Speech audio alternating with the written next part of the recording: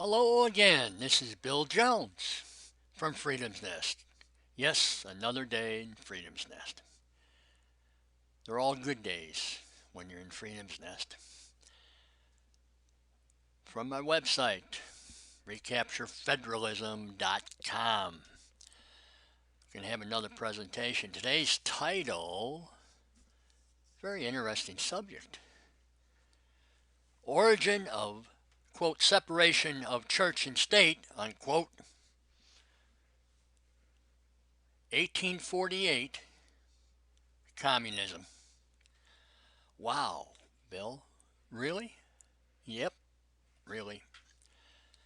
You know that's about all I talk about because it's all interrelated.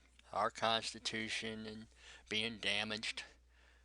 People adhering to the Communist Manifesto, levying war against their own people. That's what we have, and that's part of it too. Where does separation of the church and state come from? That's right, from communism. I'm going to go into it. I'm going to get into it. And but first thing I do, of course, in all my presentations, I, William R. Jones, do solemnly swear that I will support and defend the Constitution of the United States against all enemies, foreign and domestic, that I will bear true faith and allegiance to the same, so help me God. Yes, that's right.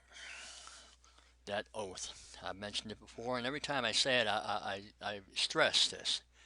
I took the oath originally in 1965 when I joined the Navy. I still live by that oath. I lived by it then. The enemy then, in 1965, was communism, both foreign and domestic. Communist terrorism. We didn't use the term back then, terrorism. We should have. The terrorism term came up a little later with the FALN, and they started being known as terrorist. And it's Armed Liberation Organization, Puerto Rico, and in the United States. And that's where the term terrorism got attached to things. It was a communist term relating to communism. Interestingly enough, well, I'm not going to get into it, but Geraldo Rivera, he was involved, and I don't know to what extent, with the FALN, terrorist Puerto Ricans. Of course, his father, I believe, was from Puerto Rico. And also he was involved with a gang in Chicago. May have been their attorney or whatever the involvement was. He was anti-war demonstration. And the gang that he was affiliated with was a Puerto Rican gang um, known as the Young Lords. But I digress from my subject today somewhat. Yes, it's related anyway because this separation of church and state and this lawfare that's involved with that, the psychological ops against the civilians, individual people, this is part of that separation of church and state. So when you hear, I mean, there's court decisions, separation of church and state. It's communism. Even the Supreme Court adheres to communism in the Communist Manifesto. Why would we be surprised? They're a product of the two illegitimate political parties and all political parties in the United States. Political parties in the United States does not have any legal base to govern or any authority to govern. They've just taken it up on their own, and they've gotten to the point now where over 100 years now they've been adhering to the Communist Manifesto. And by doing so, they're committing treason. They're levying war against fellow citizens. But the statement, I've gone into this before, separation of church and state. I've never gone into that specific term, and I'm going to relate to that. But the idea, the communism, they want to be religion supremacy. They are the ones. There is no God. they are the God. They violate the first commandment of God. They're anti-Semitic, anti-Christian. This idea of separation church and state, going back to 1848 in the Communist Manifesto, of course over there Christians weren't acting too good either. Back in those days, there was anti-Semitism especially in Germany, but in Europe overall.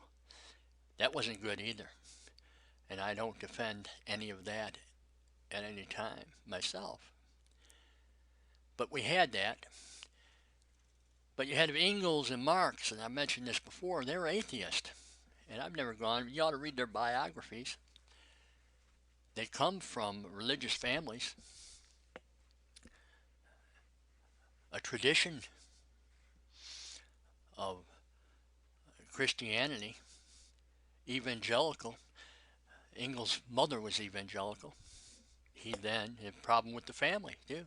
When he went into adulthood, denied the Lord and became an atheist. Marx, father, had converted to Christianity to a Lutheran. And I've said in the past, I'm a Lutheran. But his father converted, and he did it for convenience more than anything else, because there was anti-Semitism. And so if you're a Christian, you were able, he was a businessman. He was a capitalist. Can you believe that? He was. And he had converted to Lutheranism.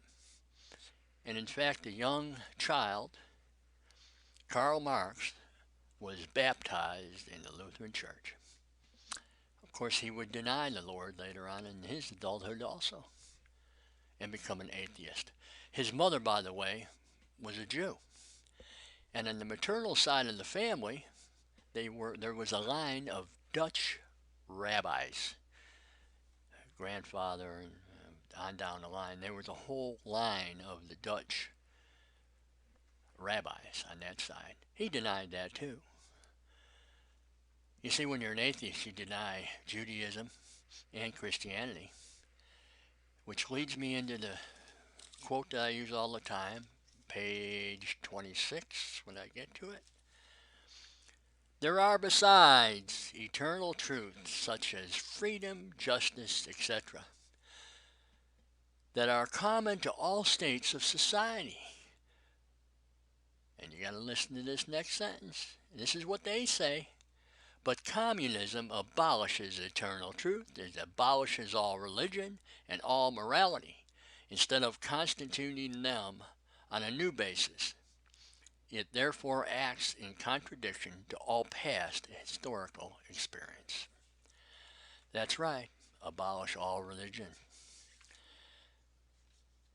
They go on.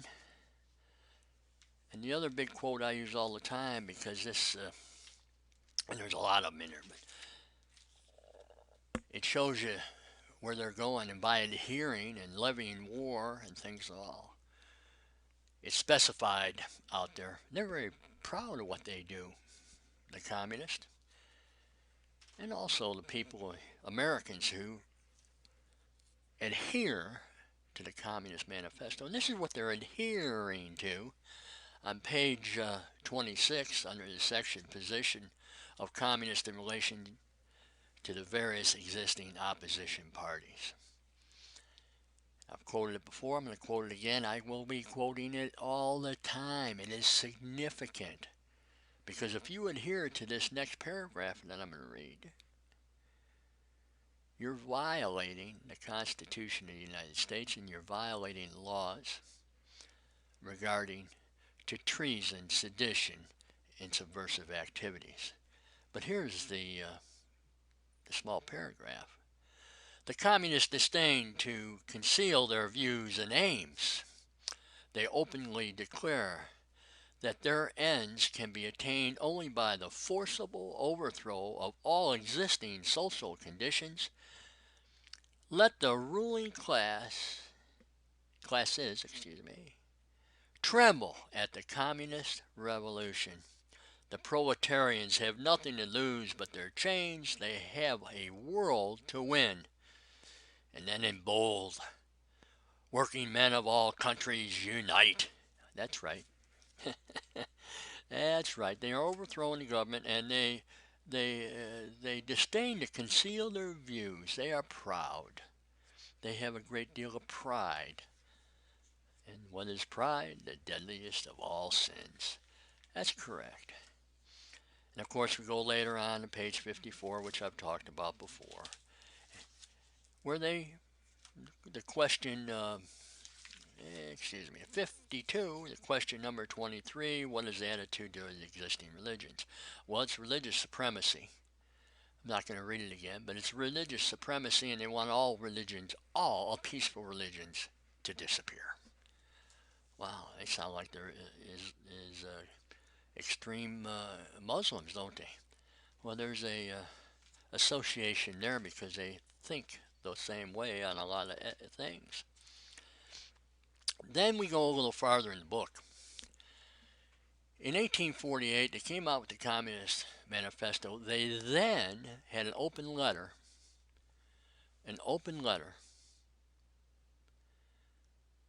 demands of the Communist Party in Germany. And that's right. It's an open letter to the government, to the people of Germany. Demands of the Communist Party in Germany, and a whole list of things. We'll get into a lot of them later on. But number 13, the complete separation of church and state. The clergy of every denomination shall be paid only by the voluntary contributions of their congregations. And the reason for that is because everything is controlled by the state when you have communism. Everything. Including creating jobs. That's why you have these Democrats, and I'm going to get into that next. My next presentation is going to be involving the Democrats and Mrs. Clinton and her statement about creating jobs.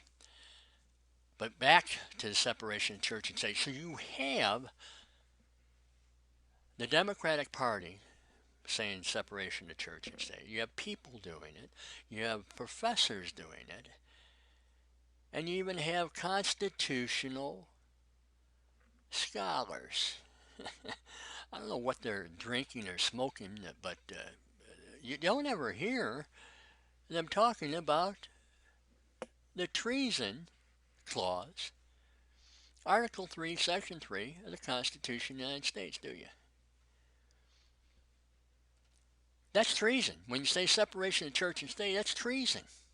Because now that's religious persecution. We're not supposed to have religious persecution in this country. That's why many, many people came to this country for religious freedom. And now they're not going to have it? Yes, 1848. That's 160 plus years that the communists have been working on this stuff.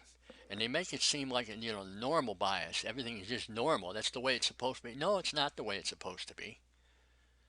I demand, speaking about demands, I demand as an individual, I want my Constitution back to the level of 1788. With all my rights, my basic human rights. That's what I want. I also want to go back to 1970, when I ratified the Constitution in the state of Illinois. And the basic human rights in there and the Bill of Rights, including religious freedom. Because of my beliefs, I am not to be discriminated. I'm not to lose any political or civil rights relating to religion. That's what it says. That's what it says. I want my human rights back. I want discrimination to stop against me. It hurts. It hurts. I'm not going to be a victim of the Democratic Party. I'm going to stand up and say enough is enough. And we'll continue to go with all these violations, all these treasonable acts that are being committed against me Well, if they're being committed against me, they're being committed against everybody. Do you understand that? Do you understand? It's just not me. And it hurts me and my family, my grandkids. I don't want them to suffer in the future, but they are because of these criminals, the two political crime families, the criminal enterprises of the Democrat and the Republican Party. That's right, they're criminals, communist criminals. They adhere to communism.